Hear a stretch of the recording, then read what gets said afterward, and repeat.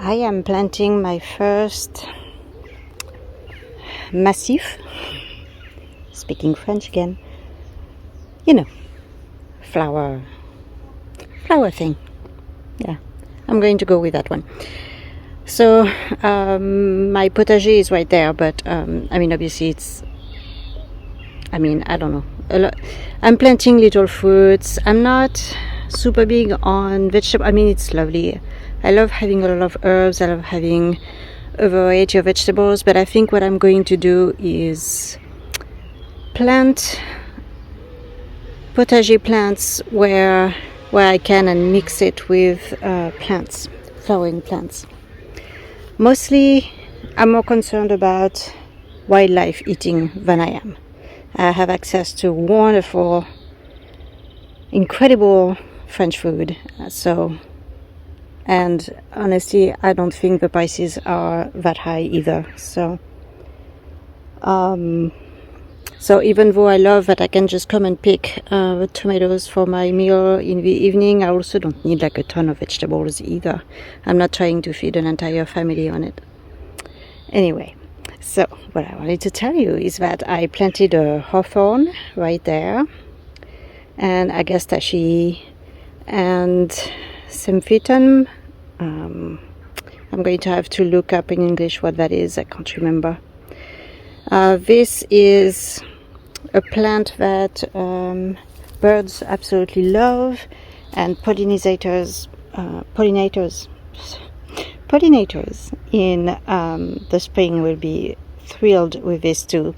So I'm planting around old irises. They are extremely beautiful. They flower really well. They were getting completely invaded by my usual problem here, the blackberries. So let me turn around.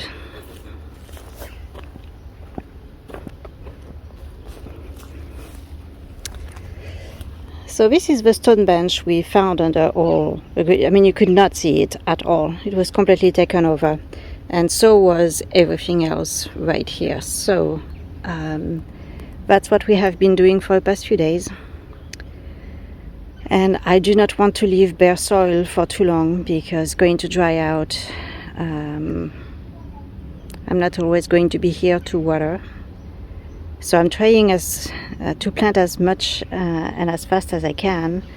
Of course, now that we are clearing the blackberries, we are finding a lot of really nice surprise. There is a dahlia right there. And in the back, we took out I don't know if you could see,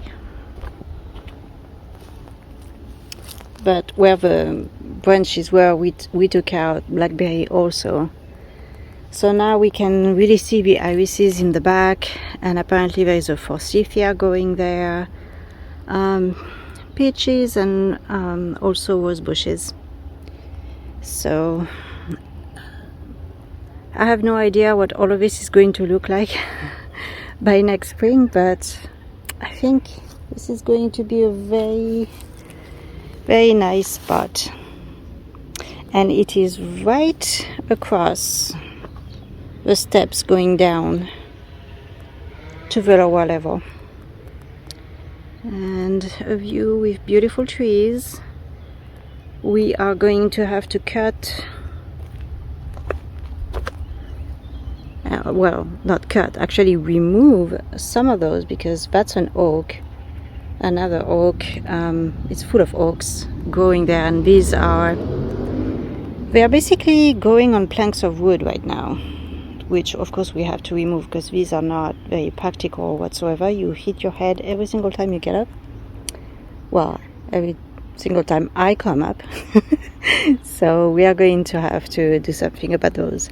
I'm hoping to actually relocate the oaks I'm trying to go a little slower. Over there by the wall. They will have plenty of room to grow, and it will be very nice to add privacy. We are almost done renovating the exterior of the chateau. It's actually looking really beautiful when it's done. Beautiful stone. I'm by myself in the garden today. It's very peaceful. And I'm going slow, trying to learn about the plants. I mean, some of these plants I cannot grow in Sacramento. It just gets too hot. So I'm thrilled I can try them here. And I think all of them are European also. And all of them are extremely useful to wildlife and to us, because this is cassis right there. I'll put on the screen what that is in English. I can't remember either. I'm not sure I actually have seen it for sale in the US at all. Maybe because I live in California and it's just so hot there. I'm not sure. I mean, definitely cassis is more like woodland, edge of woodland type of plant, so hopefully it will survive until next summer, where it will be shaded by the peach tree that's regrowing right there, and the hawthorn and the bjorn. Again, not sure of that name in English, but it's it should cast some shade too. And then these trees, if you have been following the videos, you you saw how tiny they were just a few months ago. But they are ash trees, and they are growing like, I mean, it's insane the amount of growth they have had. I just, wow. There are quite a few more growing everywhere in the garden, and I don't like putting them out because ash trees are becoming more rare because of the disease. So, you know, since they seem to be doing fantastic here, so I'm a little, but I can't have just ash trees either, so we'll see. And I think this one in English is Joe Pye weed. It's very tall. I've got another one over there. And what kind of surprises did we get? Oh, yeah. Let's go see over there.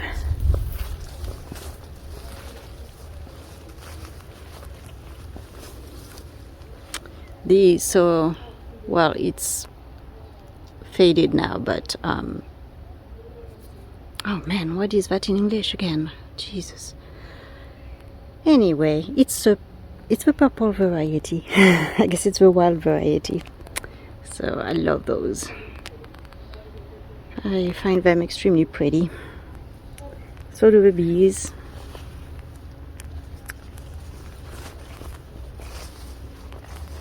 And the blackberries are starting to turn, but they are still too acidic. They need a little more time to sweeten.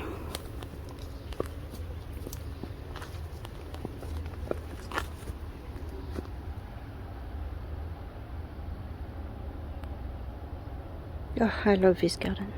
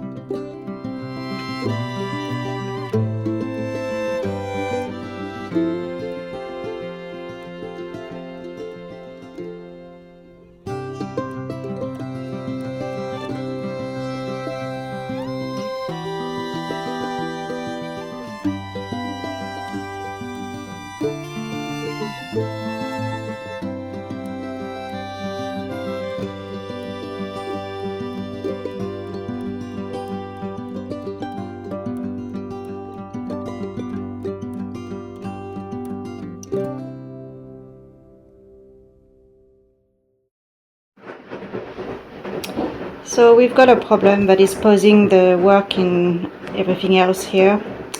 We've got a huge water leak.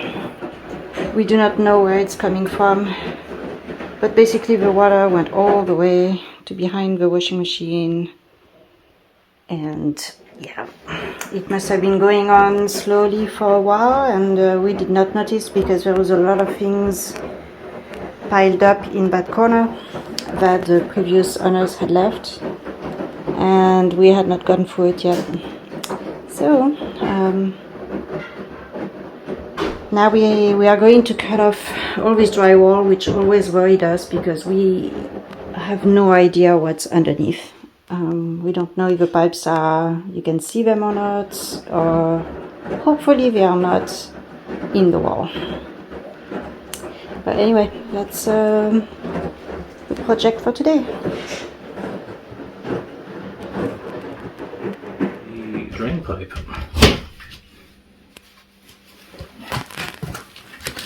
So unless we've got water that's like on that thing, just drain down off of it.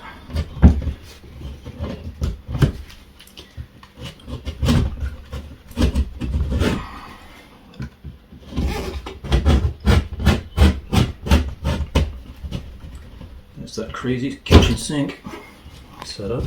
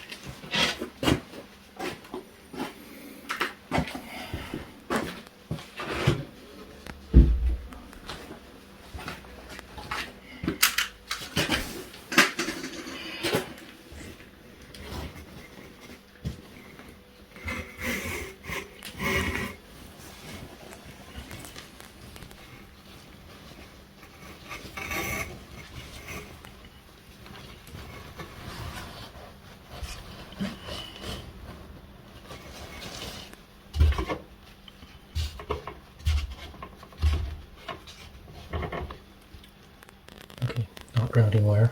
It's just to hold the insulation in place. It's wet back there too, so. Yeah, but it's seeping from that big. Okay. Yeah.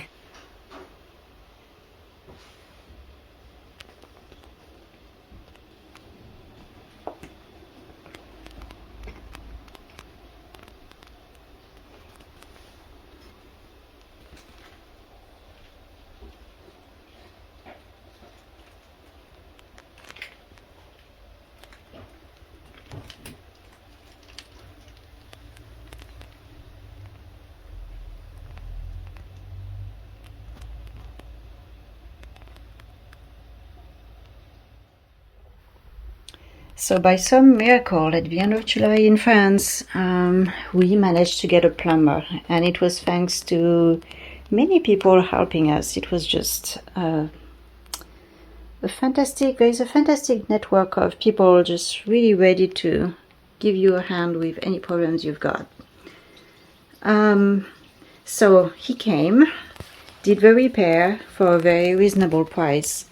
Also, which was a blessing because we were really worried. And yeah, he said that the pipe that was there before was probably from the 50s or even before, and it never was put in properly.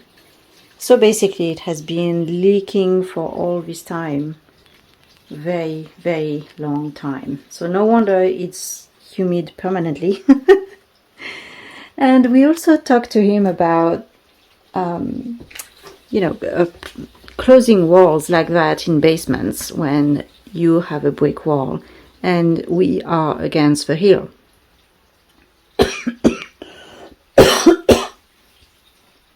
And he basically agreed with us that for sure right now we need to let the walls breathe, even put a fan on it, I mean, this has been damp for such a long time. And just like me, he commented on the fact that the room was very stuffy and very hot, which is not what you want your basement to be. Now, I understand, like, okay, so this is the cave, the basement. But as soon as you get out of it, on the right was the kitchen that everybody was using at the time. So, of course, she didn't want this space to be cold. But they did the same thing here. I mean, I actually don't think that the people just before us did, but someone did, where they put this foam core on the wall to hide the stone walls. But the problem is that, again, it traps humidity, because when this wall has been wet for so long, it travels all over, and it went into the bathroom that's there.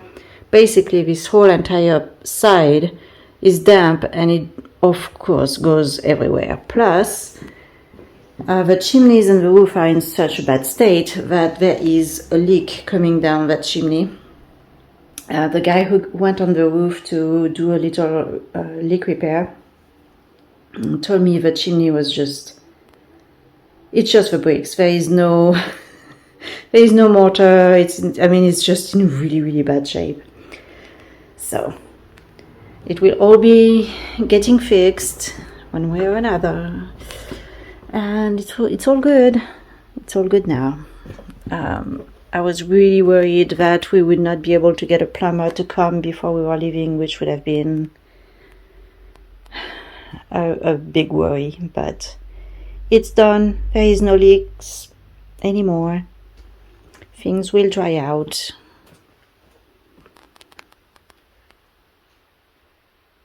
It's just one thing less on the list.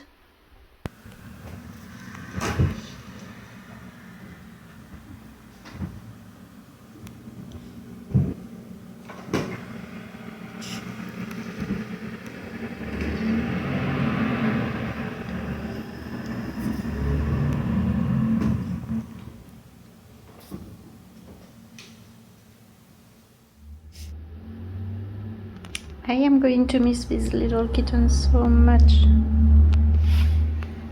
They're so cute. And Mama will stay with me. She's officially mine. We did the papers at the vet and everything. And she's going to get sterilized as soon as she's done nursing kittens. And the kittens are slowly but surely getting adopted. I am very lucky that I found caring people to help me out with that. All is going to end well.